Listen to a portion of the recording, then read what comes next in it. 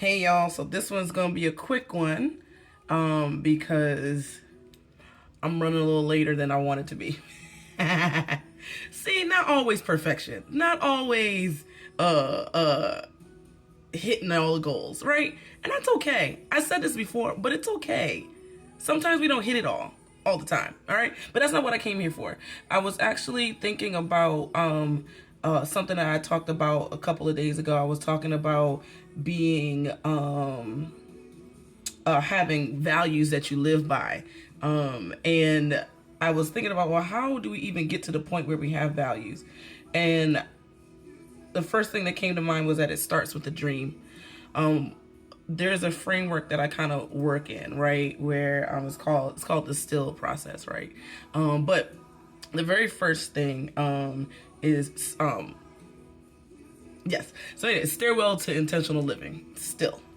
But the first thing that we talk about in this stairwell is acknowledging that there is a dream, right? There is a desire, a dream, a thing that you want to see happen in your life. But for the life of you, you cannot figure out how to get it done because you have allowed life to run you instead of you running life, right? And that's the whole point to getting a hold of your life and being intentional with the moments that you have. Because that dream that's in the inside of you, that thing that you desire to do, is worth dreaming and worth pursuing. Okay? So it's so important that, one, the very first thing that you do is that you acknowledge that there is more that you want to see in your life, that there is more that you want to accomplish in your life than what you're accomplishing in this moment. Those dreams, those desires that you had in your heart to do years ago are still relevant, right? Well, if you wanted to be an underwater basket weaver, and maybe it isn't relevant, but the thought process is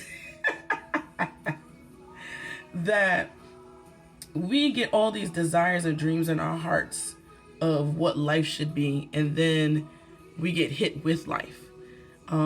Or we get to a point in our lives where we have all the things that we desire, but there's something still missing.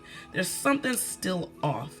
And it's because there was a part of your DNA, a part of that deep-seated dream in you that you did not get to fulfill.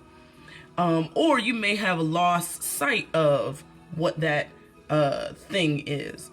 So the first thing to ever do is to acknowledge that you actually have a dream. And then once you acknowledge it, you can do something